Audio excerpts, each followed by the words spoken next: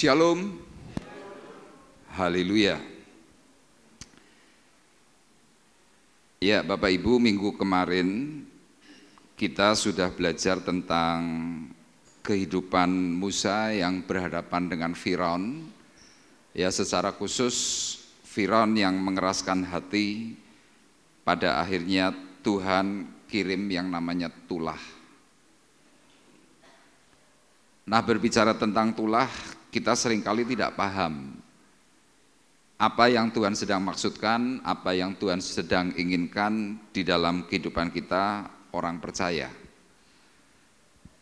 Nah, tetapi ada satu hal yang menarik kalau Bapak Ibu perhatikan, bahwa kita yang hari ini hidup di akhir zaman, hari-hari ini kalau kita melihat atau menonton berita-berita dalam media sosial, ya ada satu yang cukup mencemaskan hati karena adanya kegerakan satanik, artinya pemujaan kepada setan. Nah, yang paling santer terakhir ini ada di Brasil.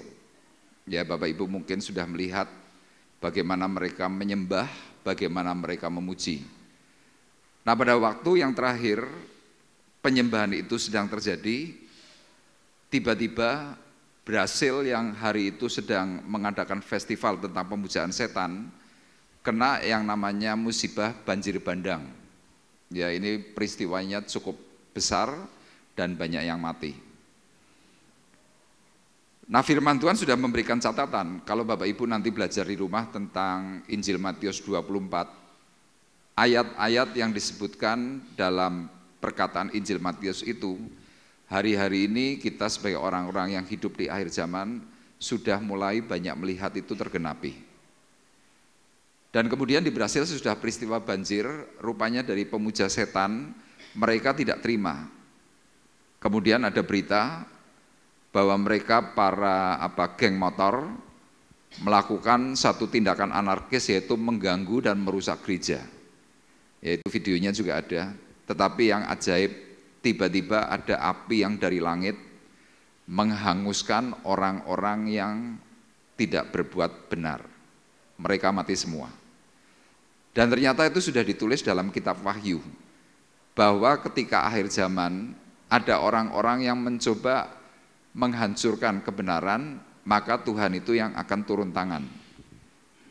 Jadi sangat-sangat mengherankan kalau tiba-tiba tanpa sebab ada api yang turun dari langit menghanguskan mereka semua. Nah, kita yang hari ini ada di kota Temanggung, kemarin kita dapat berita, Merapi kembali meletus. Nah, berkaitan dengan tulah yang kemarin saya sampaikan, ya ini masih dalam bentuk pemikiran saya, apakah 10 tulah itu adalah tanda-tanda kehidupan akhir zaman? Nah, saya khawatir kemarin pada waktu COVID-19, masa COVID itu kurang lebih 3,5 tahun. Tetapi di tengah-tengah COVID itu ada yang namanya penyakit mulut dan kuku. Nah, kalau kita mencoba compare, bandingkan dengan tulah yang diizinkan oleh Tuhan dalam zaman Firaun, dalam kehidupan Musa, dua unsur penyakit dan juga bara itu masuk di dalam tulah yang kelima dan keenam. Ya, tulah yang kelima itu ditulis dalam kitab Keluaran 9 ayat 1 sampai dengan 7, penyakit sampar pada ternak. Ya, kemarin pada waktu COVID, heboh penyakit kuku dan mulut, banyak sekali binatang yang mati. Nah, COVID kemudian berjalan. Nah, COVID kurang lebih 3,5 tahun. Kalau kita belajar dari kitab Wahyu, pada waktu saat kedatangan Tuhan yang kedua kali itu sudah dekat, ada dua masa yang sangat berat. Masa yang pertama adalah masa 3,5 tahun pertama, yaitu masa kesusahan. Masa kesusahan itu nanti berhenti, akan muncul yang kedua, yaitu 3,5 tahun yang kedua, masa kesusahan besar. Nah, padahal tadi yang saya sampaikan, tulah kelima itu penyakit sampar pada ternak, tulah keenam itu bara yang tidak dapat disembuhkan. penyakit yang tidak bisa disembuhkan. Ya ini hanya sebagai analisa saja. Saya khawatir 3,5 tahun kemarin kita mengalami masa COVID, itu bukan hanya Indonesia, tetapi seluruh dunia. Hari ini Indonesia tidak lagi disebut pandemi, tetapi Indonesia tetap memberlakukan itu sebagai kita harus hati-hati. Nah yang hari ini masih mengalami masa yang cukup parah itu Tiongkok, China. Ini belum berhenti total. Nah kalau kita berbicara soal hal beragama, Indonesia secara kekristenan itu jauh lebih baik. Artinya masa COVID itu yang doa itu luar biasa. Sehingga hari ini Indonesia bisa masuk dalam masa yang cukup aman.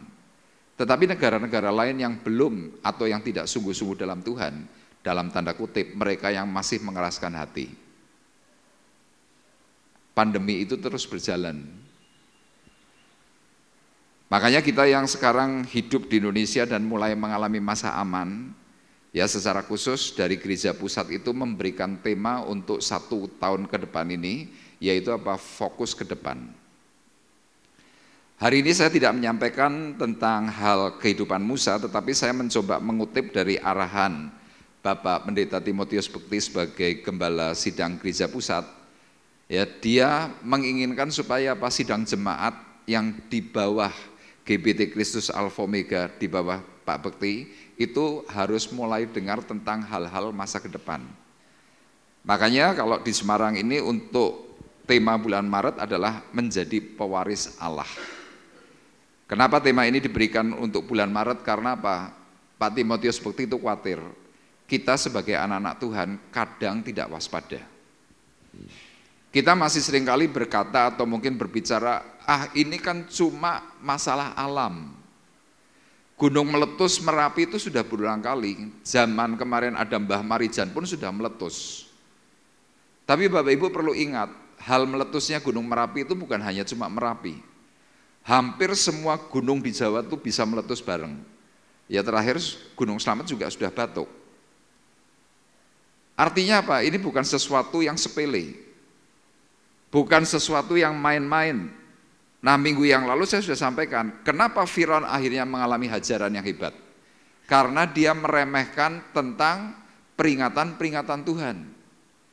Nah kalau kita hari ini sampai tetap meremehkan peringatan-peringatan Tuhan, saya khawatir kita pun nanti jangan-jangan ketinggalan. Makanya hari ini saya memberikan tema yaitu jagalah rohmu. Ya masing-masing kita ini sudah diberi oleh Tuhan itu Roh Kudus. Nah Roh Kudus yang memimpin kita semuanya bisa enggak kita masing-masing jaga? Nah kadang-kadang kita tidak bisa jaga. Kenapa? Kita tidak melakukan hal-hal untuk penjagaan itu. Nah sekarang kita akan bersama-sama melihat dalam surat 1 Timotius pasalnya yang keempat ayat 16 dan juga Roma pasal 12 ayat 11 nanti akan dibacakan oleh Saudara Arif. 1 Timotius 4 ayat 16 dan Roma 12 ayat 11. 1 Timotius 4 ayat yang ke-16 demikian bunyi firman Tuhan. Awasilah dirimu sendiri dan awasilah ajaranmu. Bertekunlah dalam semuanya itu, karena dengan berbuat demikian engkau akan menyelamatkan dirimu dan semua orang yang mendengar engkau. Roma 12 ayat 11. Janganlah hendaknya kerajinanmu kendor, biarlah rohmu menyala-nyala dan layanilah Tuhan. Amin. Bapak Ibu perhatikan bahwa 2 surat yang dituliskan pertama kepada Timotius itu adalah tulisan Rasul Paulus. Kemudian surat yang kedua adalah surat yang ditujukan kepada jemaat Roma, ini juga ditulis oleh Rasul Paulus. 2 unsur surat ini adalah surat yang mencoba mengingatkan akan waktu kedatangan Tuhan yang kedua kali. Seorang yang bisa menjaga diri, menjaga roh, itu diawali dengan perkataan Paulus yang mengatakan, pertama, awasilah dirimu sendiri. Saudara banyak teman, saudara punya pendeta, saudara punya orang-orang yang dekat secara rohani. Dan saudara mungkin juga masih punya orang tua.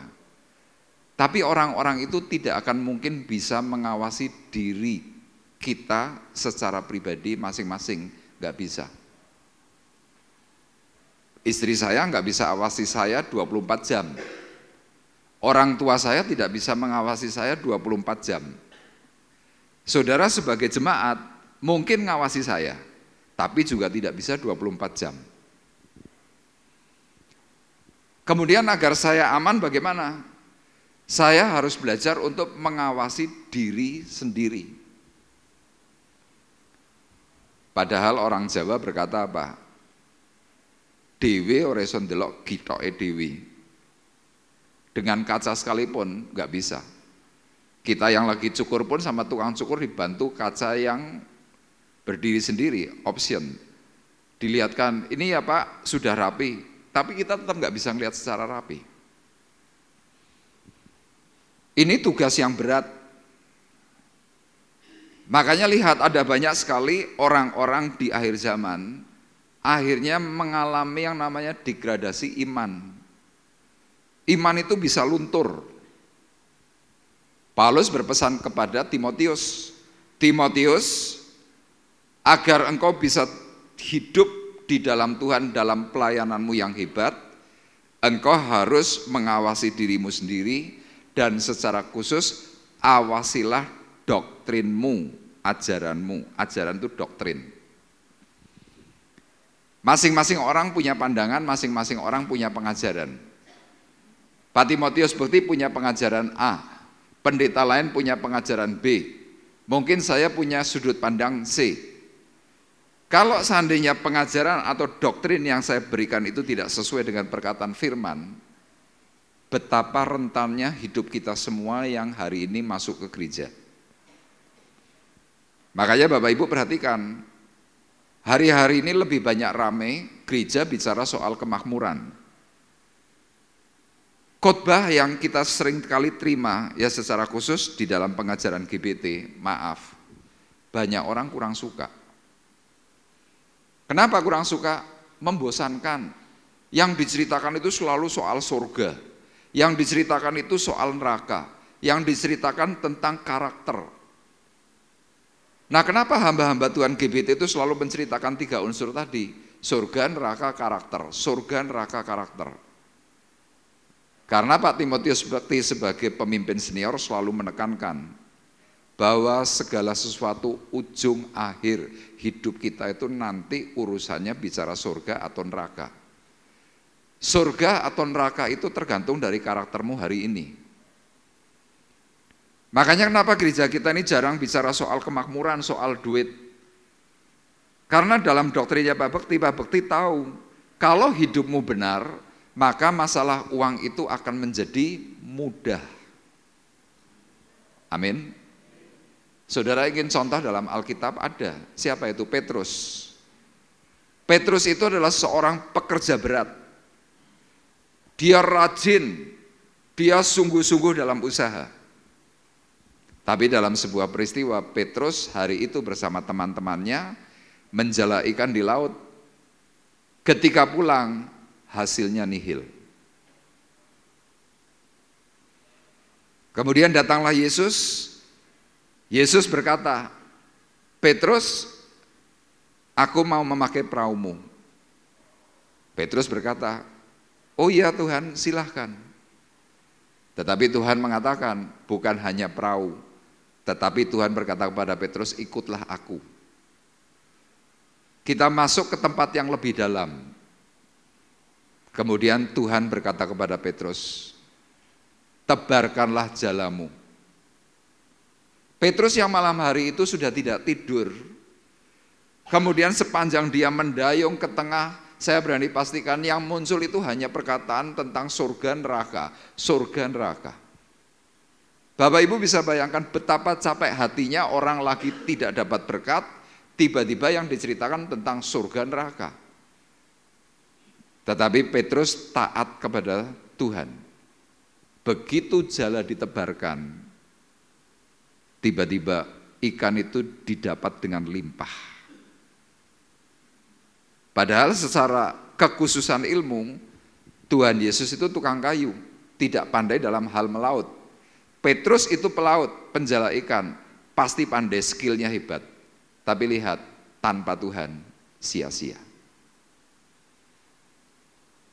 Ketika hari itu Petrus sudah mendapatkan semua hal tentang berkat, sampai di darat, apa yang terjadi? Semua berkat itu diserahkan kepada istri dan anaknya, dan kemudian Petrus tinggalkan semua pekerjaannya, dia menjadi pengikut Tuhan. Kenapa? Konsep pikirnya langsung berubah. Ternyata di dalam Tuhan, berkat Tuhan itu sudah tersedia. Itulah sebabnya kenapa Gereja Pusat itu selalu menekankan tentang bicara karakter.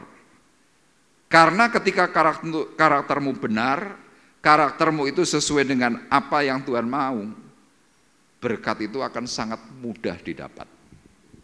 Kita nggak perlu ngoyo, kita nggak perlu banting tulang yang sampai setengah mati.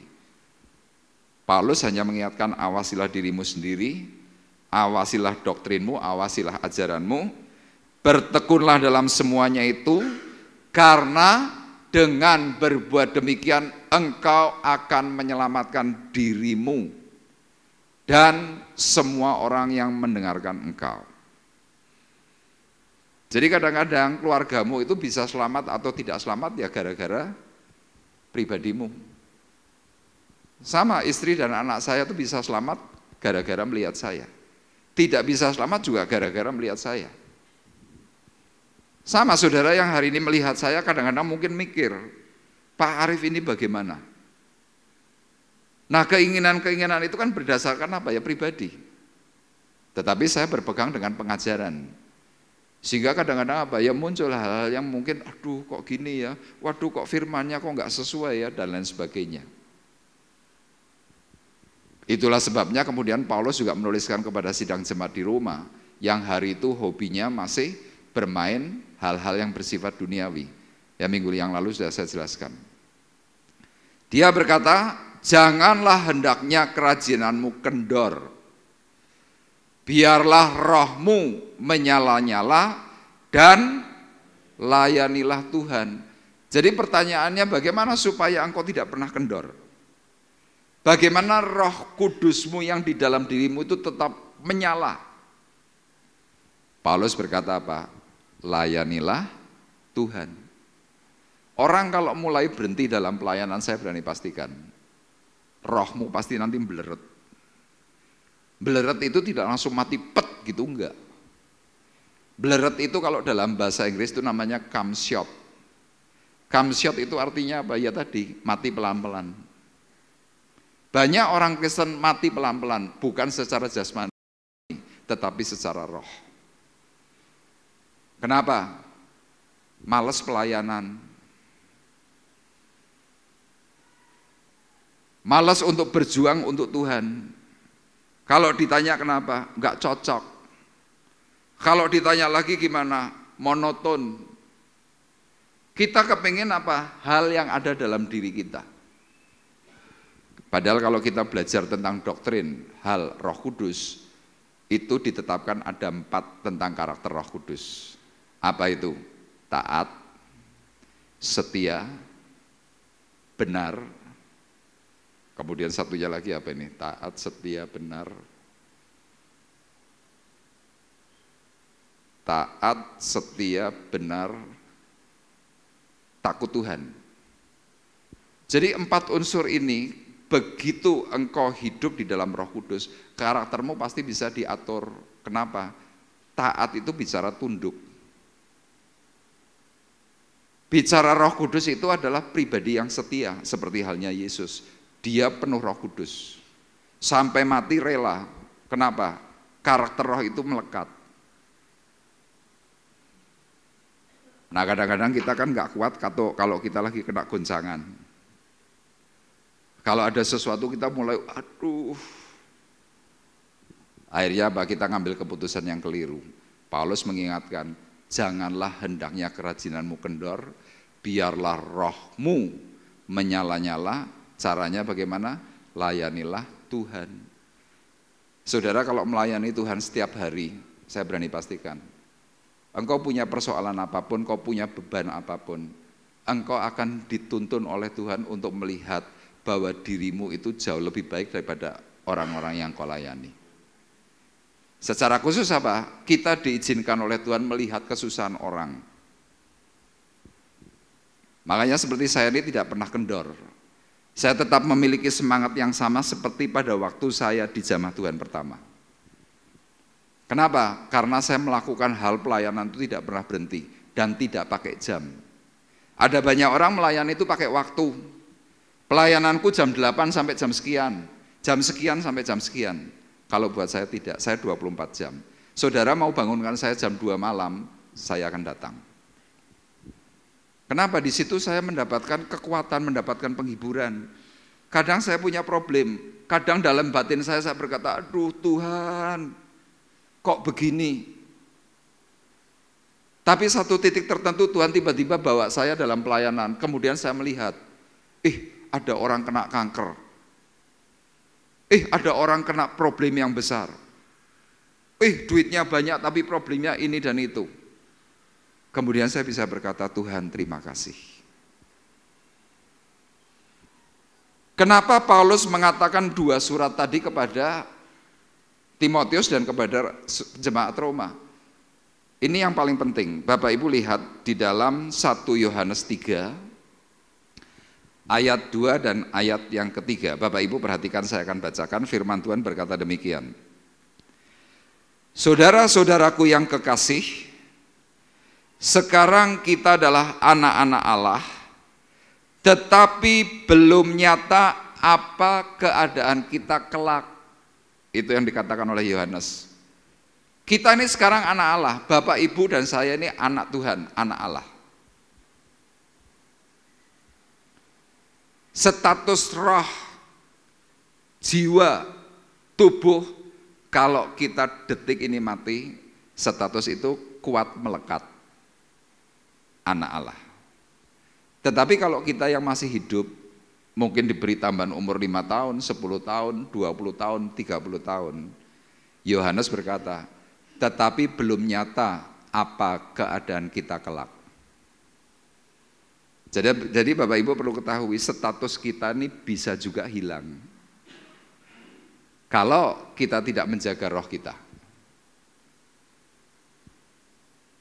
Buktinya apa? Banyak orang di tengah jalan itu gugur, imannya merosot. Ini yang dikatakan Yohanes, tetapi belum nyata apa keadaan kita kelak. Kekuatanmu ketika sedang menghadapi masalah, engkau kuat berapa lama? Setahun, 2 tahun, 3 tahun, 5 tahun, 10 tahun? Ending kita akan bisa mengalami kemenangan waktu kita nanti dipanggil pulang oleh Tuhan. Engkau setia, engkau tetap hidup dalam Tuhan, engkau menang. Makanya Yohanes berkata, akan tetapi kita tahu bahwa apabila Kristus menyatakan dirinya, kita akan menjadi sama seperti Dia, sebab kita akan melihat Dia dalam keadaan yang sebenarnya. Kemudian Yohanes memberikan nasihat. Nasihatnya apa? Setiap orang yang menaruh pengharapan itu kepadanya menyucikan diri sama seperti Dia yang adalah suci. Katakan amin. Jadi waktu saudara ini sedang kena masalah, kena problem, ini tes. Tes untuk apa? Dilihat ke depannya ini kamu bagaimana. Nah dalam ayat 3 dikatakan, kalau kita punya problem, tetapi kita menaruh pengharapan itu kepada Tuhan, hidup kita ini harus jaga roh dengan cara apa? Sucikan dirimu, sucikan batinmu. Misalkan contoh, saudara sedang dilukai oleh orang, tidak boleh membalas, itu penyucian diri. Saudara ditipu oleh orang karena orang itu utang tidak bayar. Saudara mau mencoba memperkarakan orang itu. Kalau saudara memperkarakan, saudara tidak menyucikan diri. Kenapa? Memunculkan hal-hal yang pribadi. Tuhan kepingin apa? Tahan dirimu. Tahan. Sucikan batinmu, sucikan dirimu. Identiknya seperti apa? Sama seperti Dia yang adalah suci. Makanya Tuhan pengajarannya itu berat. Dia berkatanya apa? Kalau engkau ditampar pipi kiri, berikan pipi kanan. Waduh.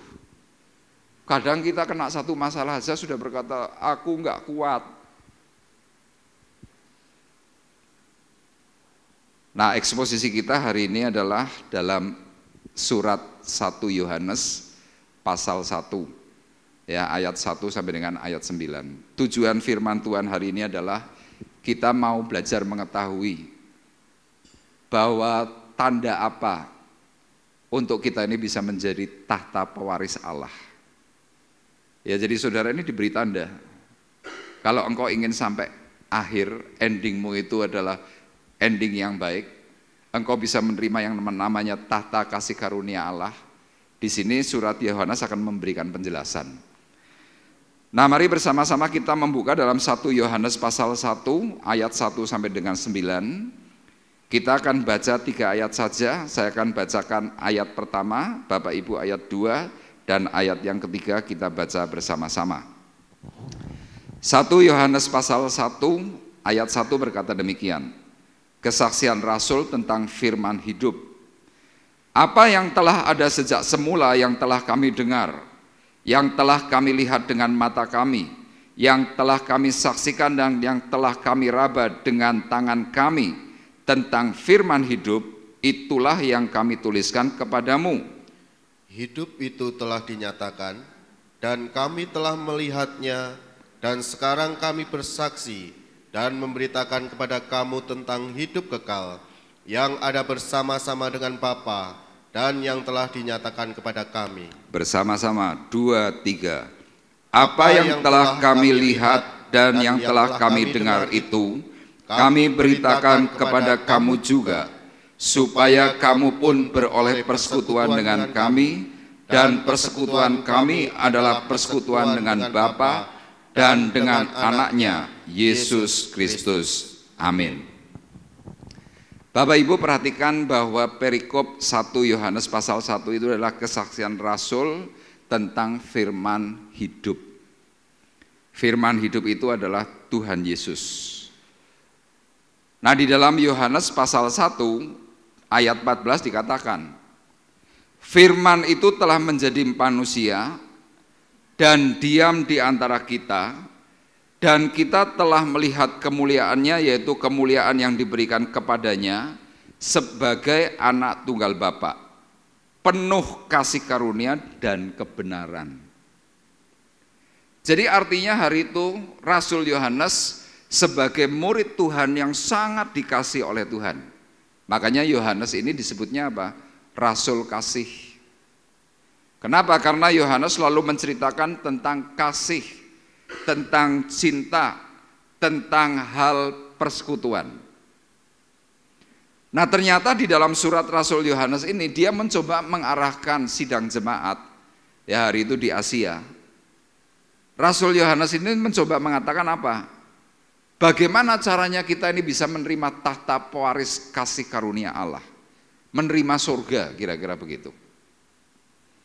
Dia ceritakan hal ihwal siapa Yesus.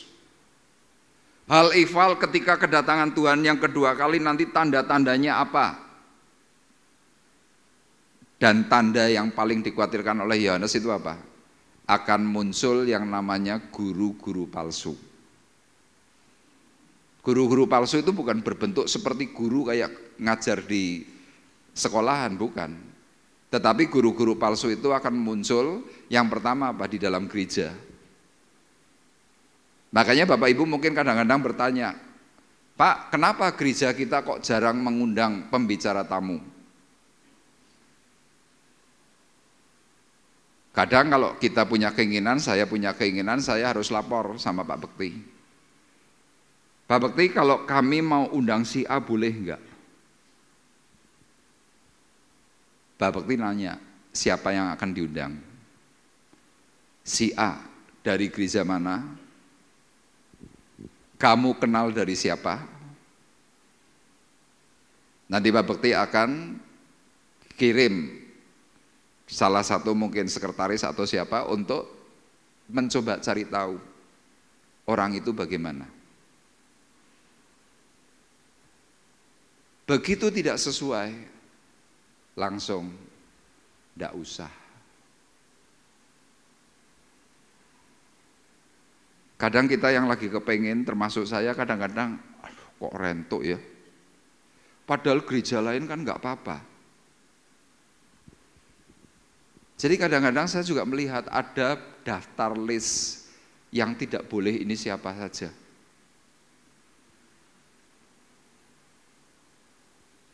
Kenapa sedemikian ketat?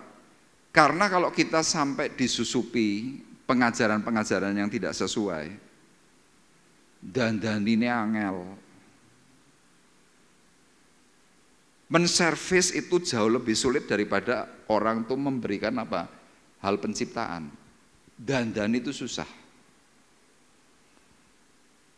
Kadang kita yang lagi tidak paham terus bagaimana? Mutung. Merasa bahwa wah gereja kok angel.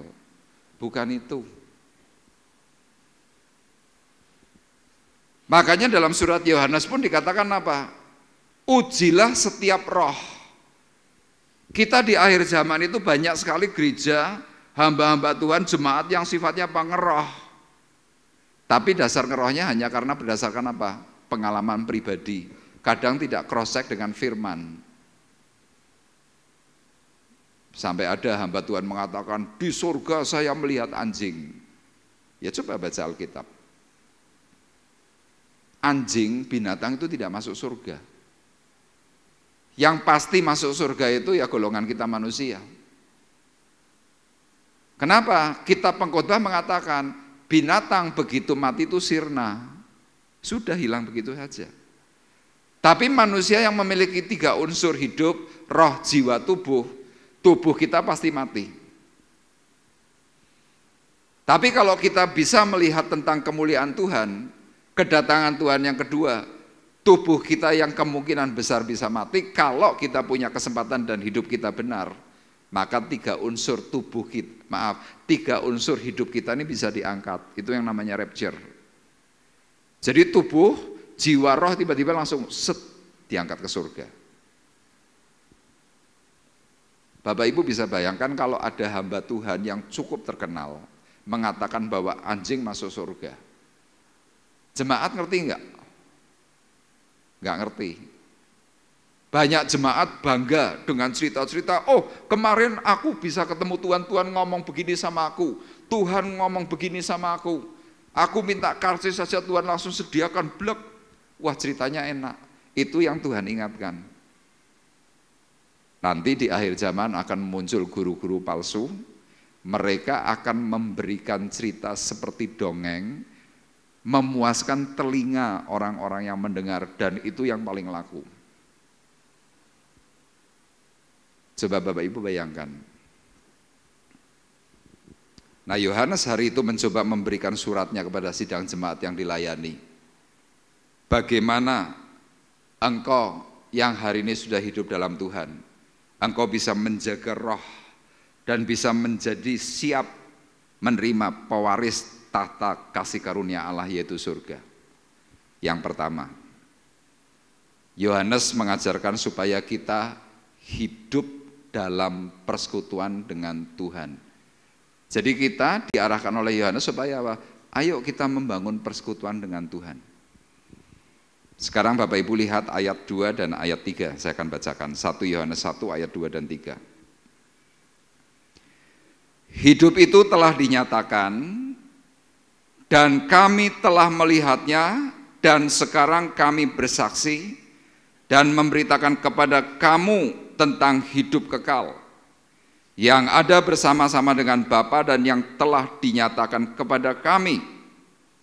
Apa yang telah kami lihat dan yang telah kami dengar itu, kami beritakan kepada kamu juga, supaya kamu pun beroleh persekutuan dengan kami, dan persekutuan kami adalah persekutuan dengan Bapa dan dengan anaknya, Yesus Kristus. Jadi Yohanes mencoba mengungkapkan rahasia Allah kepada sidang jemaat. Simpelnya begini, hai saudara-saudara, kalau engkau ingin rohmu itu tetap terjaga di hadapan Tuhan, supaya engkau nanti bisa menerima tahta pewaris kasih karunia. Caranya bagaimana? Ini loh, aku mau cerita kepadamu. Kami ini orang yang pernah ketemu dengan Tuhan itu langsung. Kami ini pernah melihat bagaimana Tuhan melakukan banyak tanda mujizat. Dan dia pernah hidup bersama-sama kami, kumpul bareng. Sekarang supaya kamu bisa juga mengalami hal yang serupa dengan kami mengajarkan, ayo bangun persekutuan dengan Tuhan. Ayat 3 tadi berkata, supaya kamu pun beroleh persekutuan dengan kami, dan persekutuan kami adalah persekutuan dengan Bapa, Anak, yang disebut dengan sebutan Yesus Kristus. Jadi ternyata apa? Kunci kita itu bisa menjaga roh, tetap punya semangat. Kita nanti harapannya adalah harapan soal surga. Harus kita tuh mau bangun persekutuan. Amin. Saya sudah seringkali menyampaikan dan mungkin Bapak Ibu cukup bosan. Membangun persekutuan dengan Tuhan itu saya selalu mendasari dengan yang namanya 3 pilar. Pilar pertama adalah doa. Pilar kedua adalah membaca firman Tuhan. Pilar ketiga adalah harus ibadah. Loh, kenapa harus demikian? Iya, ini cara kita di era modern. Kalau zaman eranya waktu itu Tuhan Yesus masih hidup, para murid itu setiap hari itu kemanapun Tuhan pergi selalu ngekor, selalu ngikuti, selalu melakukan hal-hal yang dimana Tuhan lakukan mereka juga lakukan. Tapi kalau hari ini kita sudah tidak lagi kumpul dengan Tuhan secara fisik, secara kasat mata, terus apa yang harus kita lakukan di hadapan Tuhan? Doa. Bapak Ibu rajin berdoa? Doanya berapa kali sehari? Mungkin bisa 5 kali. Bangun tidur, makan pagi, makan siang, makan malam, dan mau tidur 5 kali. Tapi pertanyaan saya bukan masalah doa yang rutin seperti itu. Doa yang khusus. Tuhan mengajarkan apa? Tidak bisakah engkau berdoa barang 1 jam saja? Tuhan ajarkan supaya apa? Setiap hari kita ini loh suruh doa 1 jam saja. 1 jam itu cuma 60 menit. Hidup kita ini 24 jam. Kalau dihitung secara waktu, 10% saja enggak ada. Tapi harus ngomong jujur, persekutuan kita bersama Tuhan itu kurang. Kenapa? Doamu kurang. Kalau orang malas berdoa terus firman Tuhan berkatanya apa? Kamu akan mudah jatuh dalam pencobaan. Makanya kalau kadang-kadang saudara bertanya, kenapa ya kok banyak pencobaan? Jawabannya simpel, kurang berdoa. Terus hal yang kedua apa? Baca firman. Kita membaca firman itu mencoba melakukan persekutuan dengan Tuhan. Memang yang kita baca ini hard copy, tulisan-tulisan yang sudah dicetak. Tetapi kalau Bapak Ibu baca di dalam kitab 1 Samuel pasal 3. Bagaimana caranya kita bisa mendengar suara firman, mendengar suara Tuhan? Samuel berkata, Eli juga berkata, melalui suara firman-Nya. Jadi waktu kita ini lagi baca firman, Tuhan itu bisa ngomong dengan kita pribadi. Itu yang disebut rema. Kita tiba-tiba langsung, dek, tadi Tuhan ngomong sama aku begini. Dan yang ketiga, kenapa kita harus ibadah? Ini perjumpaan, pertemuan raya. Itu keinginan hati Tuhan yang selalu dikumandangkan ketika Tuhan mencoba memulihkan. Jadi kalau seandainya 3 pilar yang saya sampaikan ini tidak sampai terpenuhi, terus gimana? Kita mungkin akan sangat sulit untuk bisa mencapai yang namanya surga. Kita akan sangat sulit untuk bisa jaga roh. Makanya lihat, saudara mungkin kadang-kadang berkata, aku ora kuat, aku sudah enggak tahan. Tuh kalau ditanya kenapa ya kok orang kok ngomong begitu?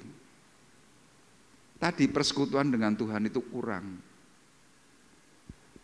Loh Pak, kalau orang yang mengalami persekutuan dengan Tuhan itu terus bagaimana? Oh, banyak hal positif yang bisa diterima oleh yang bersangkutan.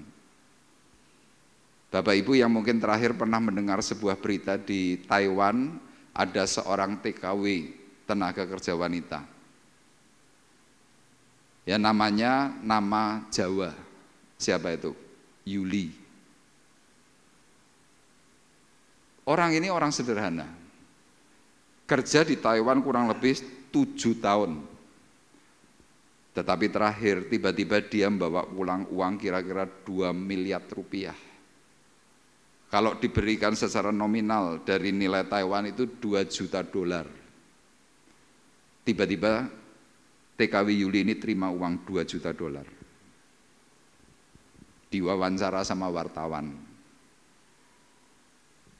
Mbak, kok jenengan itu bisa menerima uang sedemikian banyak dari bosmu itu gimana? Dia cerita, saya kerja sama bos, saya hanya melakukan apa yang saya kerjakan, tapi saya tekun bekerja. Saya rawat bos saya, dan ternyata bosnya ini adalah seorang bintang film. Namanya adalah Chen Sun Yong. Orang ini sudah menjelang tua, tidak ada yang merawat, tidak ada yang mau ngurusi. TKW Yuli itu setiap hari ngurusi orang ini. Setiap hari, setiap hari, setiap hari. Ya singkatnya, dia melayani dengan baik. Sebelum si bos ini mati, dia nulis surat wasiat. Aku menghibahkan kekayaanku sebesar 2 juta dolar Taiwan kepada Yuli plus emas murni. Dihitung nilainya kurang lebih sekitar 600 juta. Kenapa si Yuli ini kok bisa menerima yang namanya warisan? Tadi dia setia, dia terus intim dengan si bos, melakukan yang namanya hubungan. Bapak Ibu bisa bayangkan kalau TKW bisa membawa pulang uang 2 miliar rupiah hanya gara-gara ngurusi seorang manusia, bos. Kalau saudara bersekutu dengan Tuhan, kira-kira apa yang saudara mau dapatkan? Anda perlu sehat, Tuhan beri kesehatan. Anda perlu uang, Tuhan beri kelimpahan. Anda perlu surga, Tuhan akan beri surga. Caranya bagaimana? Bangun persekutuan dengan Tuhan. Gak susah. Kalau Bapak Ibu melakukan dengan sukacita, senang. Hal orang senang itu akan membuat segala sesuatunya itu enteng. Sama ibu-ibu yang di sini gemar masak. Seharian di dapur, ada orang bertanya, Bu, neng dapur saben dina apa ora bosen toh? Enggak tuh. Lah kenapa toh? Seneng. Orang kalau sudah seneng, apapun enteng. Betul? Tapi coba saudara nggak seneng. Kerjaan ringan, ada ya ibu-ibu nggak seneng nyapu. Cuma nyapu 1 meter persegi. Nyapu terus. Nggak seneng. Tapi coba ada ibu-ibu yang senang dengan pekerjaan rumah tangga. Rumahnya gede, kamarnya banyak, enggak punya pembantu, nyapu harus singsot. Sambil terus bergirang. Kenapa? Senang. Kenapa engkau kadang-kadang kok hidup di dalam Tuhan, melayani pekerjaan Tuhan, untuk doa, untuk ini enggak mau, kenapa? Enggak senang. Tetapi maafkan saya, mulut kita selalu berkata, ku mau cinta Yesus selamanya, tapi ku ora pernah. Tapi lihat, kadang-kadang kita muluk-muluk, memberikan aturan harus begini, harus begitu, harus begini, begitu. Ayo coba, gak usah banyak aturan, praktek bareng-bareng. Yang harus masuk surga itu setiap umat yang bersungguh di dalam Tuhan. Bukan hanya cuma golongan pendeta. Saudara pun yang sebagai jemaat, kalau Anda bertekun, Anda sungguh-sungguh, Anda melakukan yang tepat sesuai dengan apa yang Tuhan inginkan. Sudah persoalan-persoalan yang kita hadapi di dunia ini loh, Tuhan akan bereskan dengan cara-cara yang tidak masuk akal. Makanya hal yang pertama ini penting. Yuk bangun persekutuan dengan Tuhan. Yang setuju katakan amin. Itu yang pertama. Yang kedua, tanda seorang yang menjaga roh dan siap menjadi pewaris Allah. Yang kedua, orang itu harus mau hidup di dalam terang Tuhan. Saudara perhatikan ayat 5 dan 6, tolong dibacakan Arif. 1 Yohanes 1 ayat 5 dan 6. 1 Yohanes 1 ayat 5 dan 6, demikian bunyi firman Tuhan. Dan inilah berita yang telah kami dengar dari Dia, dan yang kami sampaikan kepada kamu. Allah adalah terang, dan di dalam Dia sama sekali tidak ada kegelapan. Jika kita katakan bahwa kita beroleh persekutuan dengan Dia, namun kita hidup di dalam kegelapan, kita berdusta, dan kita tidak melakukan kebenaran. Iya. Kenapa Yohanes itu sampai menyampaikan ayat 5 dan 6? Karena Yohanes melihat ada orang yang katanya membangun persekutuan dengan Tuhan, intim bersama Tuhan, tetapi hidupnya itu tidak dalam terang. Makanya ayat ini berkata, dan inilah berita yang telah kami dengar dari Dia. Yohanes mendengar berita dari siapa? Dari hikmat Allah. Dan yang aku sampaikan, kami sampaikan kepada kamu. Beritanya apa? Allah adalah terang, dan di dalam Dia, di dalam Allah, sama sekali tidak ada kegelapan. Jadi Bapak Ibu perlu ketahui, waktu kita ini mulai intim mau bersekutu dengan Tuhan, Tuhan ngomong kepada kita, persekutuanmu dengan Tuhan hati-hati loh. Loh Pak, bersekutu dengan Tuhan kok malah harus hati-hati, kenapa? Yohanes berkata, Allah itu terang. Nah terus kalau Allah itu terang bagaimana? Apa yang kamu simpan, apa yang kamu miliki, apa yang ada di dalam dirimu, itu nanti akan terbuka semua. Tidak ada sesuatu yang tersembunyi.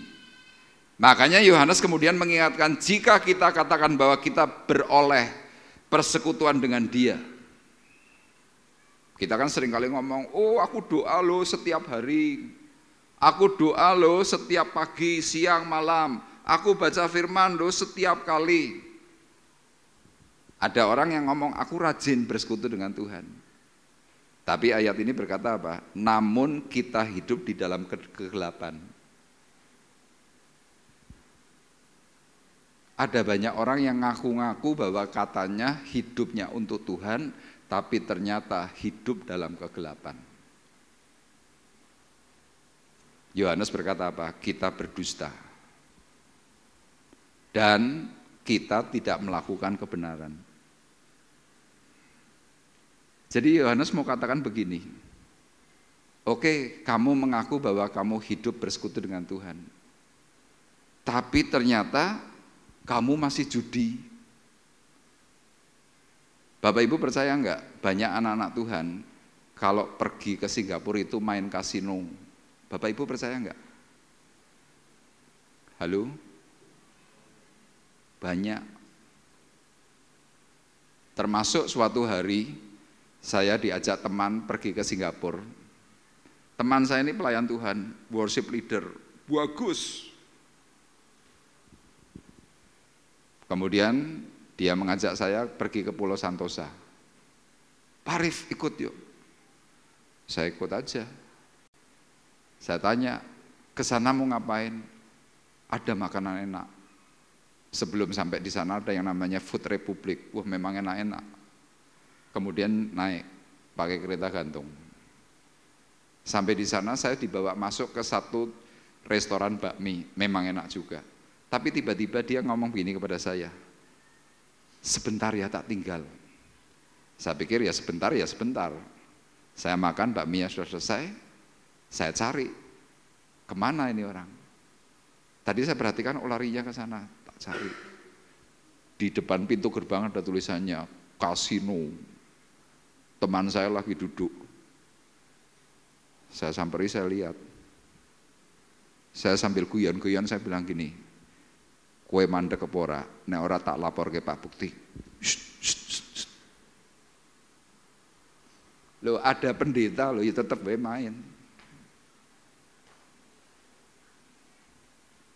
Kemudian ada lagi pelayan Tuhan yang lain. Kapan dia ngaku kalau dia pernah bermain kasino? Waktu dia bersama keluarganya, anaknya, problem berat.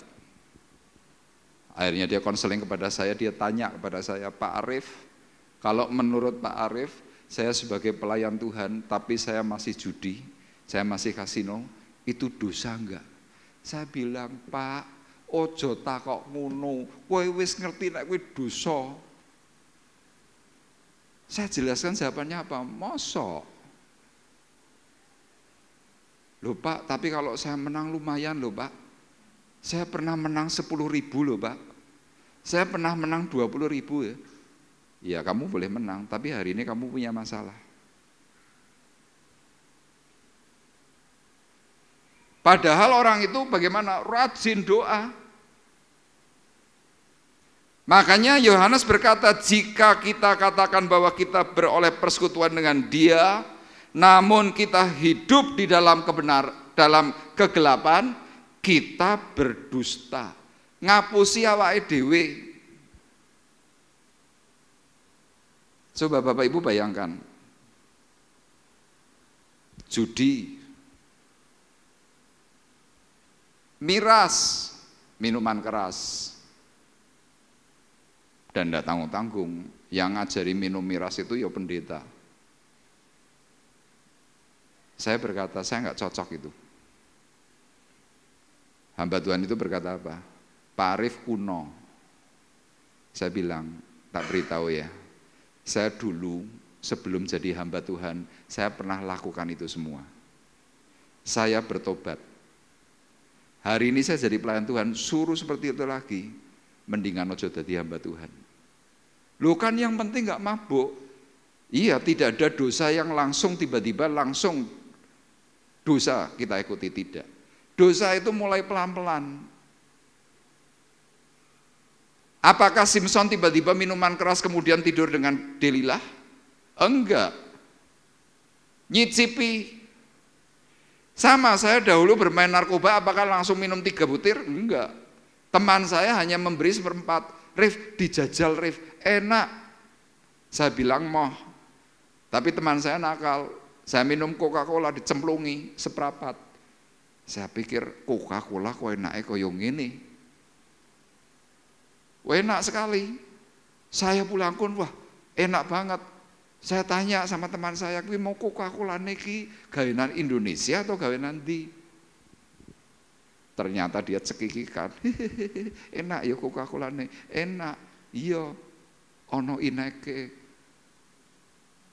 Dari situ saya mulai ketagihan, meningkat separuh, meningkat 1, 1,5, 2, 5, ora turu, kentir.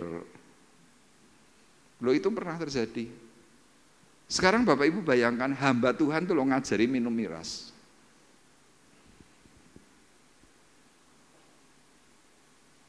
Jemaatnya minum enggak? Minum. Mau jemaatnya tanya sama saya kok, Pak Arif, si A itu ngajari untuk minum. Pak Arif nentang yang benar yang mana? Dan orang ini berkatanya apa? Wong firman Tuhan aja bilang enggak apa-apa kok. Lihat minum anggur, yang penting jangan mabuk. Lah coba dibaca yang benar.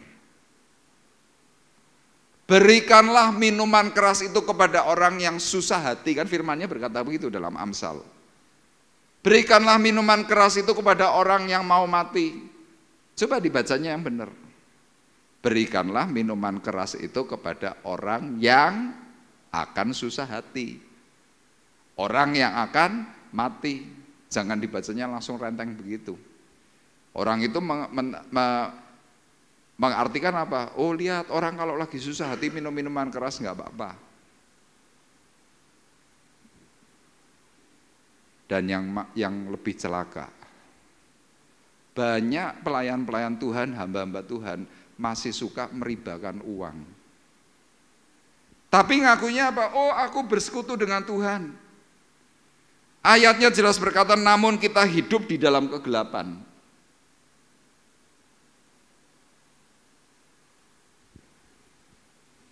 Iya, belum tahu efek dari orang meribakan. Coba nanti Bapak Ibu baca dalam Mazmur pasal 15. Daud berkata, Tuhan, siapakah orang yang bisa naik ke gunungmu, yang mendekat dalam kemahmu? Dikatakan apa? Orang yang tidak berbuat jahat, orang yang tidak memakan riba. Tapi coba kalau saya bicara begini, banyak yang jengkel enggak? Jengkel. Dan kita perlu hati-hati dan harus sangat hati-hati. Kenapa Yohanes mengatakan bahwa Allah adalah terang? Kenapa di dalam Dia sama sekali tidak ada kegelapan? Bapak Ibu saya beritahu. Lampu yang saya lihat ini, saya persis di bawahnya, ini cuma 15 watt. Secara nilai ukuran watt atau ukuran penerangan, lampu ini paling hanya sekitar 80 sampai 100 lumen. LCD kita ini sudah mulai meleret. Ini secara lumenasinya, ini alatnya, ini 3000 lumen. Meleret saja gambarnya begini. TV LCD dan LED yang kita punya ini kurang lebih sekitar 7.000 sampai 8.000 lumen, makanya gambarnya lebih jelas. Tapi Bapak Ibu perlu tahu, terang Tuhan itu jutaan lumen. Matahari itu berapa? Mungkin sekian juta lumen. Tuhan Allah kita itu adalah terang dunia. Saya di bawah lampu yang ini cuma 100 lumen, 80 lumen. Saya ini loh, wajah saya itu banyak komedonya. Kotoran-kotoran itu banyak. Tapi kan enggak kelihatan. Orang lihat saya, ih Pak Arif nggak ada kerutnya, halus. Pakai produk apa? Nggak pakai produk apa-apa. Saya cuci muka ya pakai sabun mandi, nggak pakai apa-apa, ya biasa-biasa aja begini. Kelihatannya di bawah ini kan saya nggak kelihatan kotoran. Tapi coba saya berdiri di bawah matahari, Bapak Ibu dekat kepada saya. Nanti Bapak Ibu bisa lihat, ada jerawat batunya. Ada kotoran ini dan itu. Nah orang kalau sudah mulai dekat dengan Tuhan, sinar terang Tuhan itu akan menyinari hidup manusia. Segala hal-hal yang kotor, yang tersembunyi, di hadapan Tuhan itu tidak ada yang tersembunyi. Engkau mau menyembunyikan yang paling hebat, Tuhan tahu. Kotoranmu yang paling primpen kau simpan, Tuhan tahu. Manusia enggak tahu. Makanya Yohanes berkata Allah adalah terang, dan di dalam Dia sama sekali tidak ada kegelapan. Jadi ketika kita nekat, kita hidup dalam kegelapan, padahal katanya kita bersekutu dengan Dia. Saya cuma berkata hati-hati. Kenapa harus hati-hati? Tuhan akan singkapkan dengan cara-cara yang mungkin menyakitkan. Makanya hal yang kedua ini penting. Hiduplah dalam terangnya. Yang terakhir, yang ketiga. Tanda seorang yang menjaga roh dan yang siap menjadi pewaris Allah. Ini yang paling berat. Dalam ayat 7-9. Harus berani mengakui pelanggaran. Dalam bahasa yang lain, wani ngaku dosa, berani ngaku dosa. Bapak Ibu perhatikan ayat 7-9. Tetapi jika kita hidup di dalam terang sama seperti Dia ada di dalam terang, maka kita beroleh persekutuan seorang dengan yang lain, dan darah Yesus anaknya itu menyucikan kita daripada segala dosa. Jika kita berkata bahwa kita tidak berdosa, maka kita menipu diri kita sendiri dan kebenaran tidak ada di dalam kita. Jika kita mengaku dosa kita, maka Ia adalah setia dan adil, sehingga Ia akan mengampuni segala dosa kita dan menyucikan kita dari segala kejahatan. Anjuran terakhir dari Rasul Yohanes untuk kita bisa sampai ke surga, supaya roh kita ini tetap menyala. Dia berkata apa? Jika kita mengaku dosa kita, maka Ia adalah setia dan adil. Bapak Ibu perlu ingat, masing-masing kita termasuk saya, itu punya yang namanya dosa. Saya masih ingat ketika dahulu saya masih kerasukan hebat. Kenapa saya nggak pulih-pulih? Saya kemudian mencoba review. Kenapa ya? Ketika saya review, saya ingat dosa saya itu seperti apa. Saya ketemu dengan hamba Tuhan, saya langsung ngomong, Pak Titus, saya mau ngaku dosa dan pelanggaran saya kepada Bapak. Saya ceritakan semuanya. Begitu saya ceritakan apa yang terjadi, plong, enteng. Surat Yakobus 5 ayat 16 berkata seperti itu. Hendaklah kamu masing-masing saling mengaku dosamu dan saling mendoakan supaya kamu sembuh. Doa orang benar bila dengan yakin didoakan sangat besar kuasanya. Ada orang sudah dalam pelayanan, tapi hidupnya dalam ketakutan. Takut, kecemasannya tingkat tinggi. Diberi obat tidur sudah nggak mempan, obat penenang nggak mempan. Saya bilang, Bu, Ibu nyimpen apa? Apa ya? Apa ya? Gak ada tuh. Coba diingat-ingat. Waktu diingat, mungkin 10, 20, 25 tahun yang lalu, dia tiba-tiba ingat, Pak, kalau aborsi itu pengaruh enggak ya? Maksudnya siapa yang aborsi, Bu? Saya. Oh, Ibu pernah aborsi? Pernah. Berapa kali? 2 kali. Kita seringkali berpikiran begini, kalau telat 1 bulan, minum obat apa itu yang buat membuang darah mens atau sejenisnya. Orang berkata, ora apa-apa, wingi aku wis mens lho, merongkol gedine sakmene. Bapak Ibu saya beritahu, merongkol besar segini, itu janin. Di dalam pelajaran medis, orang terlambat kurang lebih 10 hari. Waktu 10 hari sampai dengan 1 bulan, janin itu hidup. Tapi lihat kita yang nggak mudeng, nganggapnya cuma apa, merongkol. Kemarin aku lagi pipis, tahu-tahu brol merongkol, tak siram banyu. Bapak Ibu saya beritahu itu janin. Kita nggak ngerti, ternyata kita sedang melakukan dosa di hadapan Tuhan. Yang didapat apa? Takut. Sama dalam pelayanan-pelayanan yang saya lakukan, banyak orang mengalami hal-hal yang mengerikan, sakit, mengalami nggak karu-karuan. Waktu di konseling apa? Menyimpan yang namanya dosa. Makanya firman Tuhan berkata apa? Jika kita mengaku dosa kita, maka Ia adalah setia dan adil. Begitu ngaku terus gimana? Iblis tidak lagi bisa mendakwa. Tapi selama kita tidak mau melakukan pengakuan, iblis yang tidak kelihatan itu selalu menuding dirimu. Nuding, tangannya tidak kelihatan tapi kamu kerasa ada sesuatu. Ada sesuatu. Itulah sebabnya kenapa Tuhan beri kepada kita tuh hukum ada 3.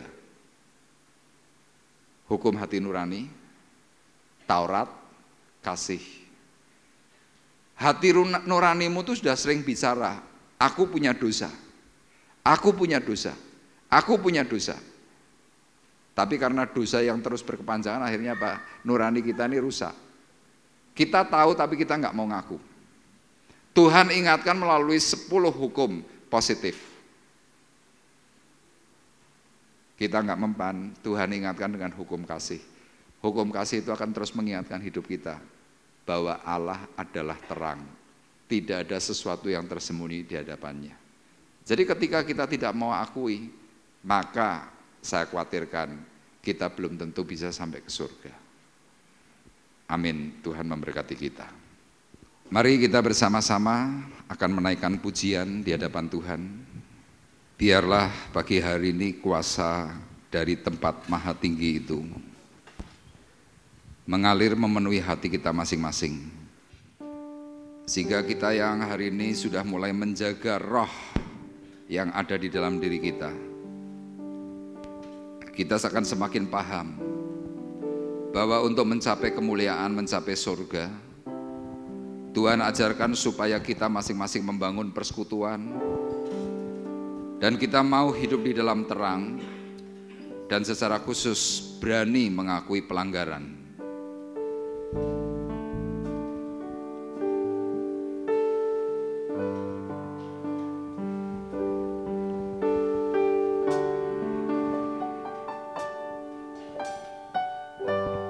Bapa, Kau mendengar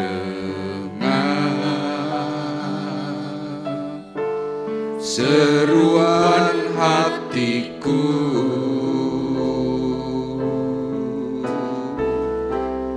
tak pernah Kau lepaskan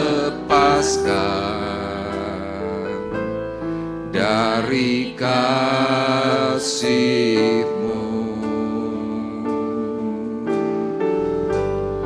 Lewat lembah kelam, Kau temani aku.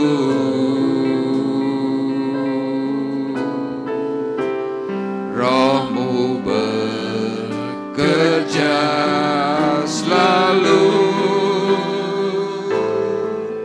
untuk kebaikanku.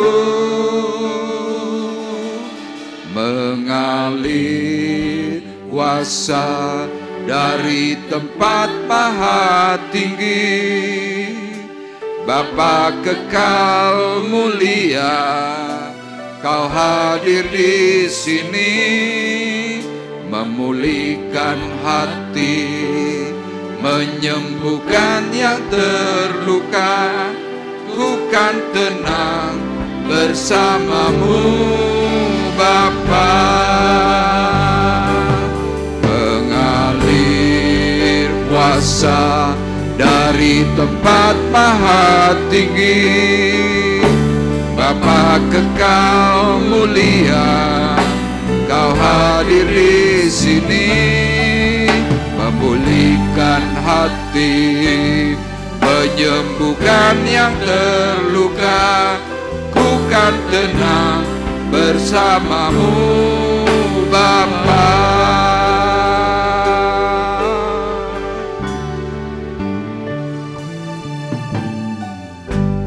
Bapa, Kau mendengar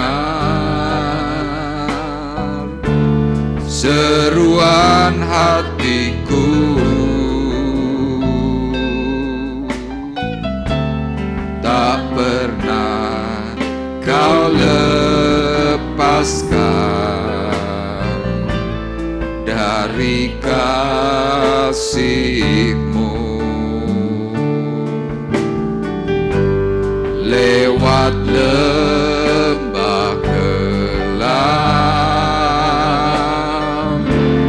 Kau temani aku. Roh-Mu bekerja selalu untuk kebaikanku. Mengalir kuasa dari tempat maha tinggi, Bapa kekal mulia, Kau hadir di sini, memulihkan hati,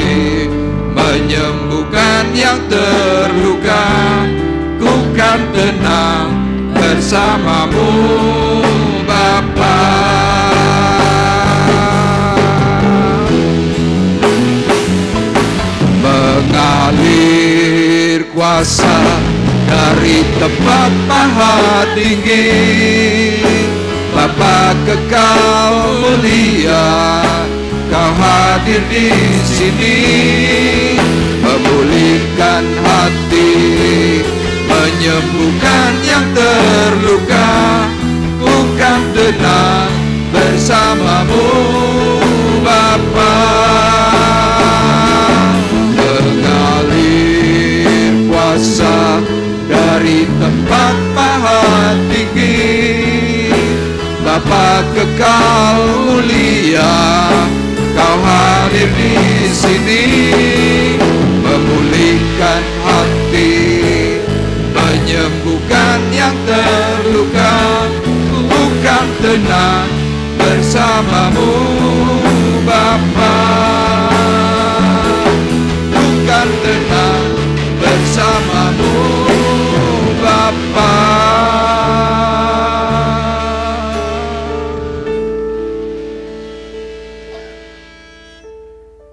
Kami percaya Tuhan, bahwa waktu-Mu tidak lama lagi. Itulah sebabnya pagi hari ini Engkau berbicara secara khusus kepada kami semua yang hadir. Biarlah suara kebenaran firman yang kami boleh dapatkan pagi hari ini mengingatkan kami semuanya. Sehingga segala sesuatu yang tersembunyi itu kami berani untuk akui. Kami berani singkapkan kepada Tuhan. Karena kami tahu tujuan dari penawaran yang datang daripada Tuhan. Supaya kami tidak lagi hidup dalam intimidasi iblis. Kami tidak lagi diberi ketakutan. Kami tidak lagi diberi kecemasan. Tetapi ketika kami mengakui setiap pelanggaran dan dosa, Tuhan, Engkau memberikan pengampunan kepada kami secara khusus. Sehingga hidup kami dipulihkan oleh Tuhan. Kami percaya Tuhan, suara firman-Mu akan terus bergema dalam hati kami. Tuhan menolong, Tuhan ungkapkan. Karena kami yang hari ini hidup di dalam Tuhan, Engkau adalah terang hidup kami, yang menerangi hati, menerangi pikiran, dan menerangi unsur hidup kami secara total. Sehingga nanti kami tampil sebagai pemenang, iblis dikalahkan, kemuliaan Tuhan dinyatakan. Dan kami percaya Tuhan, suara firman-Mu adalah suara kebenaran yang Tuhan ungkapkan untuk kami supaya kami semakin benar. Untuk itu kami berkata terima kasih kepada Tuhan. Dan hari ini kami juga berdoa Tuhan untuk kedua saudara-saudari kami yang berulang tahun, untuk Yonan, untuk Karista Birawa. Tuhan, kiranya Engkau mencurahkan berkat atas mereka. Pertolongan kasih karunia Tuhan yang ajaib, memberikan kekuatan, kesehatan, bahkan berkat surgawi. Sehingga mereka berdua Tuhan boleh menjadi berkat dimanapun Tuhan akan tempatkan. Keluarga mereka masing-masing diberkati oleh Tuhan. Dan kami percaya Tuhan, Kau juga akan pertumbuhkan iman, keyakinan yang semakin hebat untuk mereka bersama-sama mempermuliakan nama-Mu. Dan pagi hari ini kami juga berdoa Tuhan untuk yang sakit, untuk Ibu Poniem, Ibu Ngatmi, Ibu Sum, dan juga Ibu Eti. Tuhan, proses pemulihan jantung. Bapak Rinus kiranya Engkau juga jamah. Secara khusus kami juga mengingat Ibu Cun yang juga mengalami kelemahan bagian kaki. Kiranya Tuhan pulihkan mereka semua dalam nama Yesus. Dan tidak lupa Tuhan, kami juga berdoa untuk anak-anak kami yang sekolah, yang ujian SMP, SMA maupun SD. Tuhan berkati mereka. Kekuatan hikmat yang daripada Tuhan membuat mereka semuanya berhasil. Pekerjaan sekolah mereka Tuhan tolong dengan cara-cara ajaib. Sehingga mereka semua Tuhan boleh menjadi kebanggaan bagi orang tua mereka masing-masing. Kami percaya ketika Engkau memberkati dan mereka boleh menjadi berkat, nama Tuhan yang dipuji dipermuliakan. Dan tidak lupa Tuhan, kami berdoa untuk setiap usaha pekerjaan umat jemaat Tuhan di tempat ini. Tuhan memberikan berkat serta keberhasilan yang ajaib. Bahkan setiap kali mereka melangkah di dalam nama Yesus, pekerjaan itu akan diberkati oleh Tuhan. Terima kasih Bapa di surga, dan tiba saatnya sekarang kami hendak berpisah. Kami mengangkat hati, mengangkat tangan kami di hadapan Tuhan. Sidang jemaat Tuhan terkasih, marilah kita bersama-sama pulang dengan membawa berkat damai sejahtera Allah Bapa di surga. Pulanglah dengan membawa kasih karunia Tuhan Yesus Kristus. Di dalam persekutuan Roh Kudus, Tuhan memberkati engkau dan melindungi engkau. Tuhan menyinari engkau dengan wajahnya dan memberi engkau kasih karunia. Tuhan menghadapkan wajahnya kepadamu dan memberi engkau damai sejahtera. Mulai dari pagi hari ini sampai Maranatha datang yang kedua kali. Dalam berkat nama Tuhan Yesus Kristus kami sudah berdoa dan mengucapkan syukur kami. Dan kita semua yang diberkati oleh Tuhan bersama-sama berkata, amin. Terima kasih Yesus, terima kasih